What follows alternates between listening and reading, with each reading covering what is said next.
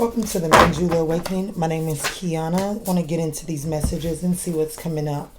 So right off the bat, we have 231 jump from the Cosmic Journey Oracle. The phoenix rises into joyful abundance and enter one step forward and one step onward. So this is literally taking a leap of faith and knowing that this is the phoenix rising, and knowing that there's something about taking a leap of faith, knowing that, I don't know, maybe previously you fell flat on your face at something or something, I don't know, like maybe for some reason I just heard public humiliation. I don't know, maybe there was something about, I don't know, there's some type of rising and not even, it's you just gotta go for it. What's at the bottom? Yeah, activated ally. It's like, I'll see the path. What does it say? It says you don't need to see the path, the full path, just the next step. And it keeps saying a lot more around and around this card. So I really do feel like that, yeah, I don't care what happened in your past. Right now I need you to take this leap of faith. And know that before you take this leap of faith, make sure that you've done some praying, some meditating, and then make sure that that leap of faith comes from the orders of what comes to you during meditation. But there is definitely a leap of faith that is required. And no, you do not get the joy of knowing every step forward or the entire path. You get to know that that path in front of you, the next step in front of you was clear for you to put your foot on. So put your foot there and know that that stone where you're just putting your foot, you got everything it takes to make it through that. And then once you make it through that, the next required step, you got everything that you need to make it through that as well. Okay? And that is literally all that matters here. My window's open and the children is outside, so roll with it. All right, Spirit, what is the situation here? So we have the Eight of Swords and the Shadow card, which is the Moon card. I'm just going to take the top one. And then we have the Lovers card, which is called Harmony. What's at the bottom? Ooh, Death and Transformation. Okay, so... So we definitely, the situation is there's this self-imposed trap. Like this... Even though here in this card, they are actually sitting inside of what appears to be like a cell. But it's almost as if the fear and the thing that is keeping this person feeling like they're trapped in this steel is because one is unwilling to face the shadow and face the darkness. And the one thing that I really do appreciate about this particular moon card is not only is it called shadow, but it's like it almost has the like a depiction of what some would say like a religious leader, like a pope or something. But one is in dark and one is in light, and they both their hands are on this scepter. So it's as if that your dark times, the things that you're afraid to face, as it is the closest to the Eight of Swords here on the board. So it's like the one, like your dark side, that you're unaware, that you won't allow yourself to explore this side of the things that you've endured in life. It's like there's a part of you that has compartmentalized something that is off touch.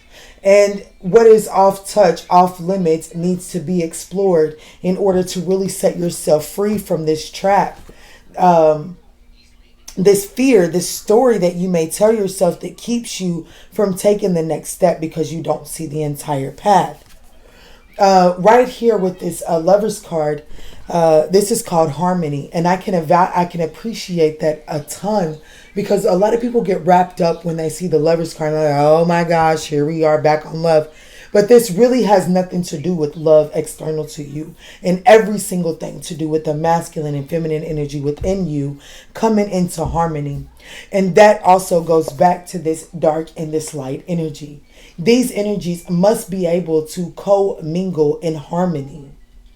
You can't compartmentalize a portion of yourself and think that you can come to the forefront and succeed. Success requires the harnessing of your light and your dark, your love and your light, as well as your shadow attributes, okay? But there is a transformation going on. You are like there, yeah, you're at the divine Y point. You're going to be required to really see that there's this 11-year-old child within you, like this inner child is really the deciding, is really the cues for you to get the answers. It's really your inner child is your activated ally. I don't know why I struggled right there, but I hope you caught that. Let's move forward, Spirit.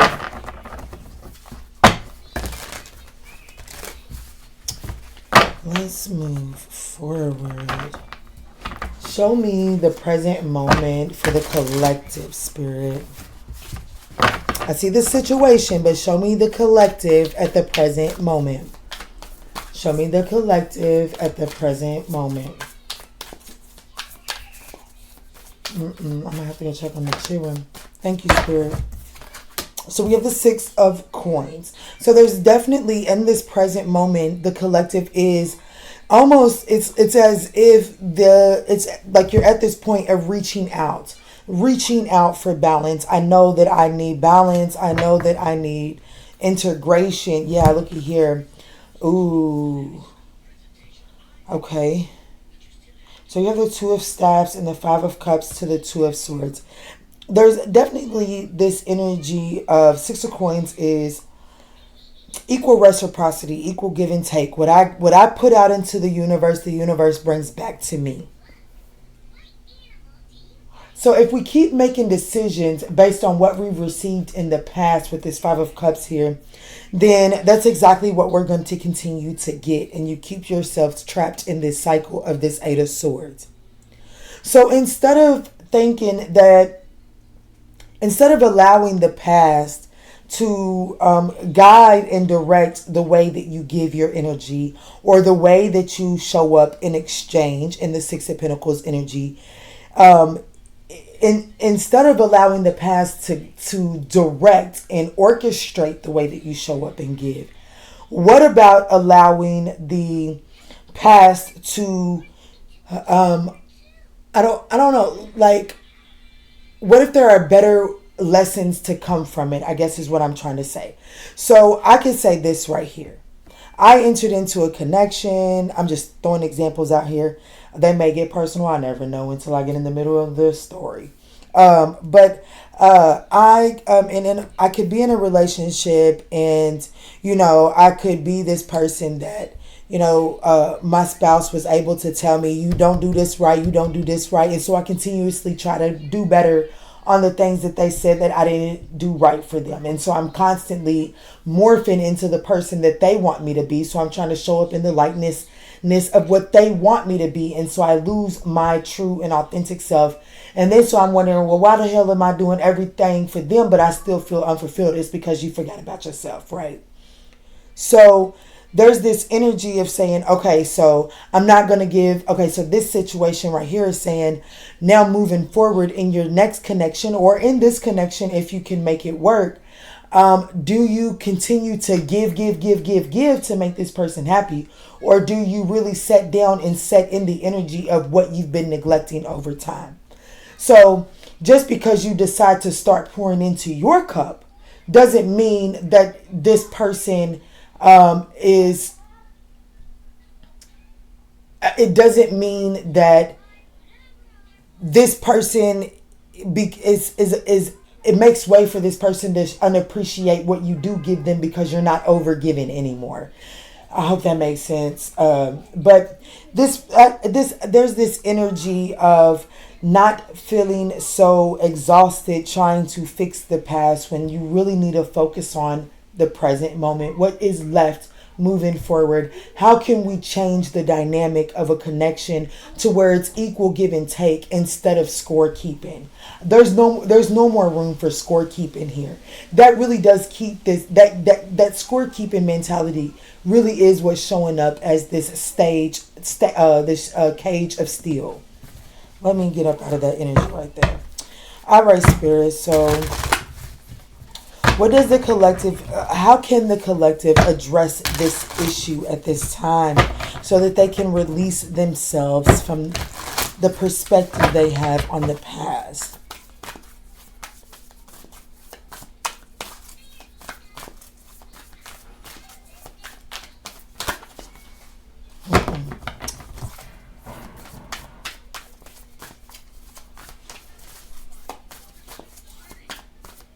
All right, Spirit. Thank you. So, um, ooh, I definitely heard it. I gotta say it. There's this energy of, there's this, there's this need to really accept and move forward from this ideal of working on a fantasy. There's like I feel the need to say, like, instead of just daydreaming about something, you actually got to work on stuff that is practical. So if this daydream or this hobby or whatever the case may be is something that you think of often, and it consumes you and it comes to you very often, what steps can you take to bring some practicality to it? And if you can't formulate anything, formulate in a way to anchor this, then it's time to move on to the next. But as far as being just staying stuck on one thing and constantly figuring out or constantly trying different things to figure out something that I feel like it's clear that it's unworkable, then it's time to move forward. It's like, come on, there's better things ahead. This isn't working for a reason. It's not working because it's too dark. It's too dull for you. There's something brighter ahead. You may not see it right now, but that soul giraffe, oh man, it was a different reading. But there's a soul giraffe that can see it, okay? Yeah, that was definitely a different reading. But there's this energy of making sure that you can figure out a way to to bring some practicality into a situation and bring it out of this ethereal, like just imagination. Like, it cannot stay here. It cannot stay here. It doesn't function here. It needs to be anchored. My camera just skipped it. 1, 2, 3, 4. Okay, so let's see. And then what are the practical steps that need to be put in for the collective to move forward? What are the practical steps? And you know, like, to anchor an individual goal is going to be different for everyone watching this. When I say the practical steps, like, what is it that's Spirit needs you to look at when it comes to this shadow energy? How can you practically harmonize these, or harmonize? Thank you. Harmonize this light and dark energy. What is the practical steps that this collective can take, Spirit? There's a 3 of Swords to the Knight of Cups. I like that. To the Temperance card at the bottom of the deck. So there's this need to. So the 3 of Swords really does speak to the trauma, right? And then the Knight of Cups really speaks to, especially this particular one with this, there's this imaginary bridge. I hope you guys can see that flowing across, headed like this horse is going. There's a bridge there. They're in water, but their vision is the bridge to get them through that pond or river, whatever the hell this water body is. And so this is like, as